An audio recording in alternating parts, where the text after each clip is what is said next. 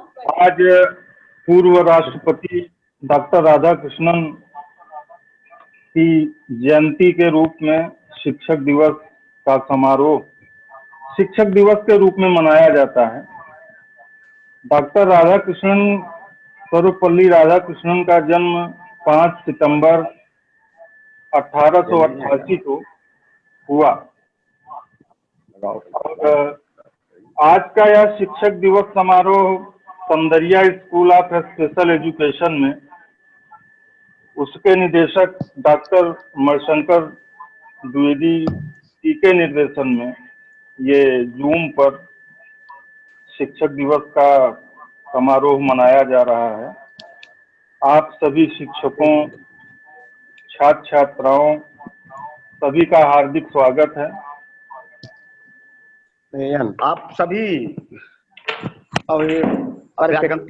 अभ्यागत सज्जनों, अरे यार तो चलो ठीक। मैं शिक्षक दिवस के उपलक्ष्य में आयोजित इस वेबिनार में आप सबका हार्दिक स्वागत और अभिनंदन करता हूं। चलो ठीक। आज की मुख्य अतिथि आर्य कन्या पोस्ट ग्रेजुएट कॉलेज की प्राचार्य डॉक्टर रमा सिंह जी हैं और जो अभी भौतिक रूप से हम सबके समक्ष नहीं उपस्थित हो पाई हैं। मेरा ख्याल है शीघ्र ही वो हम सबके बीच में उपस्थित होंगी। विशिष्ट अतिथि के रूप में इंद्रकली पोस्ट ग्रेजुएट कॉलेज मेजा के प्राचार्य आदरणीय डॉक्टर मधुकराचार्य त्रिपाठी जी, उसी श्रृंखला में बतौर विशिष्ट अतिथि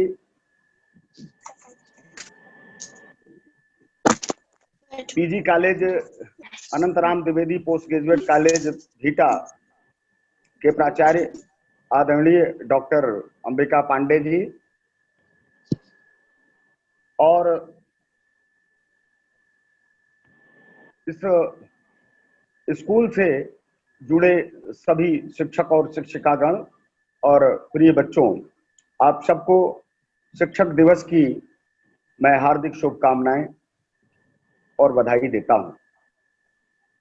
आज का दिन इतिहास में बड़ा गौरवशाली दिन है।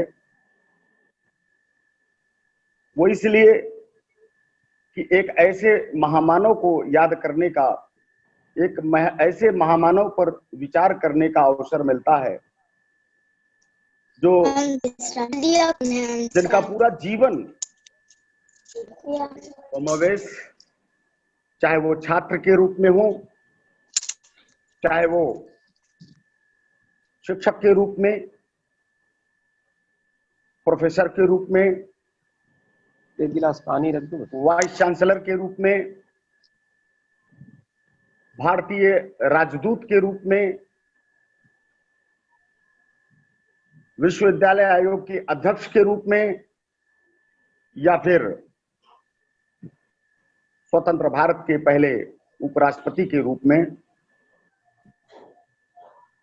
और दूसरे राष्ट्रपति के रूप में, मैं समझता हूं कि पूरा का पूरा जीवन उच्च आदर्शों और मूल्यों से, उत्कृष्ट मूल्यों से भरा पड़ा है।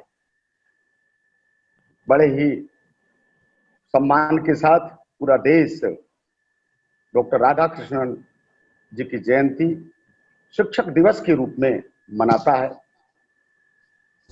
और एक शिक्षक के रूप में ही, क्योंकि जब वो राष्ट्रपति 1962 में भारत सरकार के स्टूल यहाँ राष्ट्रपति के रूप में पदासीन हुए, तो उनके शिष्यों ने उनसे आग्रह किया कि आपका जन्मदिन हम लोग मनाना चाहते हैं। उन्होंने कहा नहीं, मेरा जन्मदिन नहीं, बल्कि मेरे जन्मदिन को, क्योंकि मैंने 40 वर्षों तक एक शिक्षक के रूप में सेवाएं दी है और जन्मजात में शिक्षक हूं और अभी भी शिक्षक हूं, इसलिए मेरे जन्मदिन को शिक्षक दिवस के रूप में आप लोग मनाएं तो मुझे भी बहुत खुशी होगी। और बंधुओं, प्रिय छात्रों, ठीक, ये बड़ा ही सुनो महत्वपूर्ण है अपने में। देखते रहना, पूरा देश ही नहीं, पूरी दुनिया टीचर्स डे के रूप में, शिक्षक दिवस के रूप में उनको याद करता है, उनके आदर्शों पर, उनके विचारों पर अध्ययन करता है, विचार मंथन करता है और प्रेरणा लेता है। डॉक्टर राधाकृष्णन को अगर छात्र के रूप में देखा जाए, एक, जैसा कि मैं पहले ही बताया कि उनके पूरे जीवन में उच्च आदर्श, उत्कृष्ट मूल्य भरे पड़े हैं, तो आप एक छात्र के रूप में, बहुत सारे विद्यार्थी यहाँ जुड़े हुए हैं, तो मैं चाहूंगा कि सबसे पहले उनको एक छात्र के रूप में अगर हम लोग मूल्यांकन करें तो वहीं से एक धरातल समझ में आता है उनके व्यक्तित्व का। उनके विराट व्यक्तित्व की जो शुरुआत है वो कहां से है, कैसे वो आदर्श एक नागरिक के रूप में देश ही नहीं दुनिया में प्रख्यात हुए, ये आप सबको पता होगा। भारत के खासतौर से चेन्नई दूर तिरुतनी और तिरुपति नामक गांव में हुआ था। वो सनातनी ब्राह्मण परिवार, स्वर्गीय रामास्वामी जी के दूसरे पुत्र थे। कई बहन और भाइयों के बीच में, यानी कुल मिलाकर के परिवार में 7-8 लोग रहे होंगे, और इतने बड़े परिवार का पालन पोषण रामास्वामी जी तत्कालीन तिरुपति के जमींदार के यहां नौकरी करके उस पूरे परिवार का भरण पोषण करते थे। लेकिन क्योंकि सनातन संस्कारों की गहराई थी परिवार में, अच्छा मैडम, इसलिए वो एक उत्कृष्ट जीवन जीने का एक नजरिया था उस परिवार में। और यही कारण है कि पिता ने डॉक्टर राधाकृष्णन का पालन पोषण अपने संस्कारों में किया, लेकिन शिक्षा के लिए मिशनरीज स्कूलों में भेज दिया। अब यही से जीवन में एक बड़ा बदलाव और यही से एक बड़ा आदर्श उनके अंदर प्रवेश करने लगता है। और आगे चल करके अब आपको मैं यहां आपका ध्यान आकृष्ट करना चाहूंगा कि जब मिशनरीज स्कूलों में वो अध्येता के रूप में यानी बालपन में दाखिला पाते हैं, तो 2 धाराएं उनके सामने खड़ी होती हैं। जो एक ऐसी धारा, एक ऐसा धर्म, एक ऐसा संस्कार जिसका पूरी दुनिया में कहीं सूरज नहीं डूबता था। उस समय पूरी दुनिया में सबसे बड़ा धार्मिक विस्तार अगर हो रहा था किसी का, वो क्रिश्चियनिटी का था, ईसाइयत का था। और ऐसे ईसाइयत से संस्कारों से लबालब मिशनरीज स्कूल में डॉक्टर राधाकृष्णन का दाखिला होता है। फिर क्या था, उन्होंने ईसाइयत के एक महत्वपूर्ण धार्मिक ग्रंथ, जो अपने आप में एकलौता और महत्वपूर्ण धार्मिक ग्रंथ है बाइबल, उसके महत्वपूर्ण अंशों को उन्होंने कंठस्थ कर लिया। क्यों कर लिया? अब ये इसके पीछे एक बड़ा दर्शन है और सीख लेने का एक विषय भी है। डॉक्टर राधाकृष्णन के जीवन से यही बिंदु सीख लेने का एक महत्वपूर्ण बनता है, क्योंकि उन्होंने बाइबल को कंठस्थ इसलिए किया, बाइबल के अंदर प्रवेश करके पूरे उसके मूल तथ्यों को अध्ययन इसलिए किया क्योंकि जब तक किसी भी विषय वस्तु पर, किसी भी संस्कार और संस्कृति पर, किसी भी परंपरा पर जब तक अध्ययन अच्छा नहीं होता है, उसकी सही मायने में समीक्षा नहीं की जा सकती। अब आप सोचिए, बालपन में ही डॉक्टर राधाकृष्णन के अंदर ये भाव पनपने लगे थे। हिंदू धर्म और संस्कार, वेद और उपनिषदों का अध्ययन तो डॉक्टर राधाकृष्णन के जीवन में चल ही रहा था, लेकिन बाइबल का भी अध्ययन कहीं कम नहीं था। और आप ये देखते हो कि जब मास्टर ऑफ फिलॉसफी और जब परास्नातक स्तर के वो छात्र बनते हैं तो जो पहला डिजर्टेशन के रूप में उनका शोध ग्रंथ विश्वविद्यालय में जमा होता है, ethics of Vedanta. Ethics of वेदांत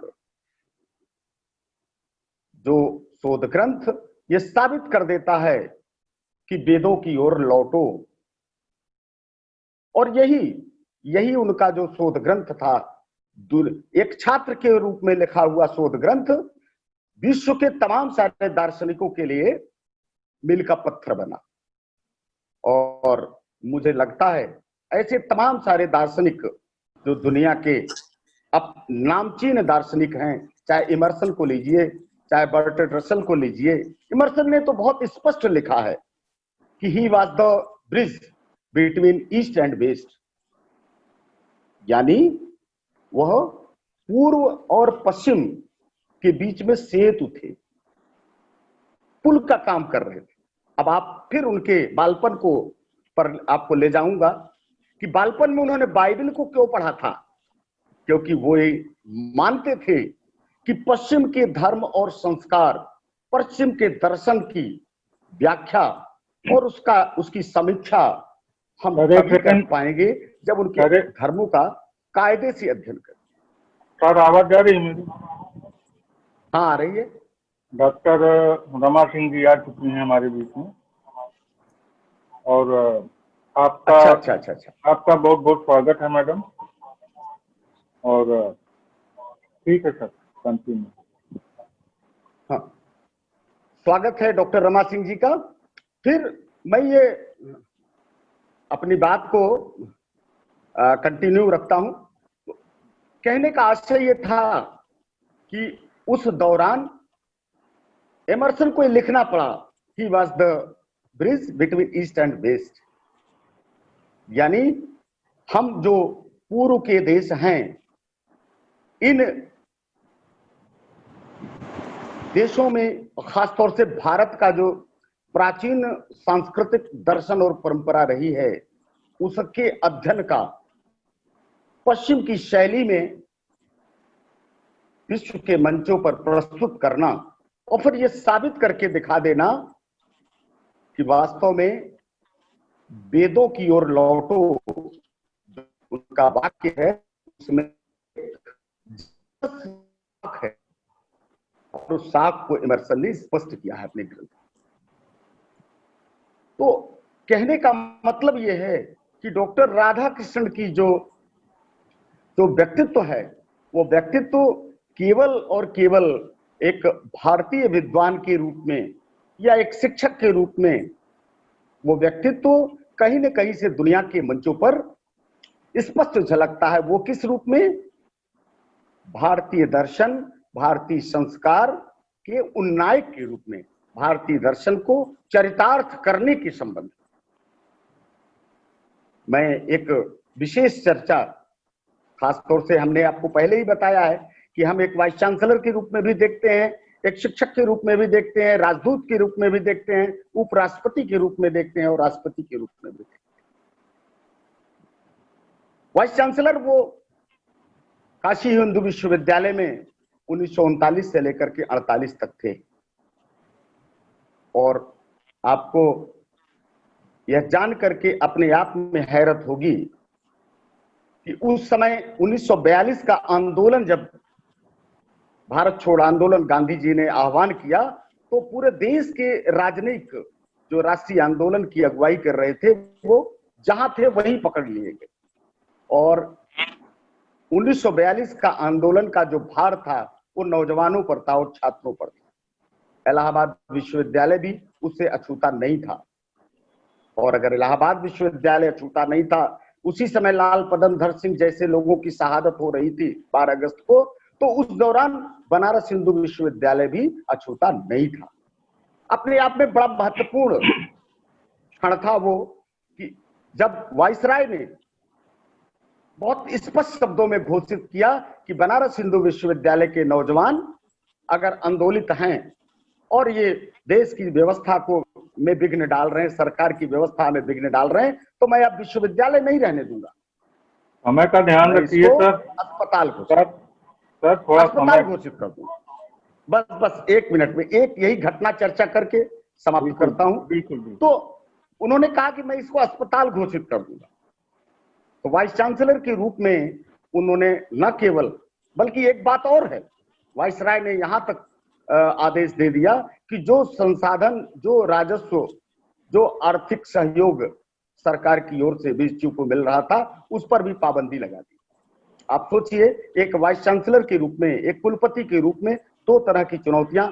अगर वो विश्वविद्यालय के छात्रों को आंदोलन से मना करते हैं तो राष्ट्र सेवा के पीछे एक कहीं न कहीं से चुनौती खड़ी होती है। अगर वो आंदोलन को जारी रखने की संस्तुति देते हैं तो विश्वविद्यालय अस्पताल में तब्दील हो जाएगा। और अगर अंग्रेजी सरकार के सामने घुटने नहीं टेकते तो फिर विश्वविद्यालय का संचालन आर्थिक अभाव में रुक जाएगा।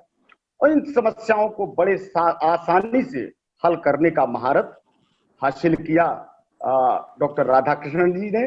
दिल्ली में जाकर के सीधे वाइसराय से भेंट करके उन्होंने न केवल उन्हें सहमत किया, बल्कि देश में लोगों से आग्रह करके धनोपार्जन करके उस विश्वविद्यालय को बहुत दिनों तक संचालित।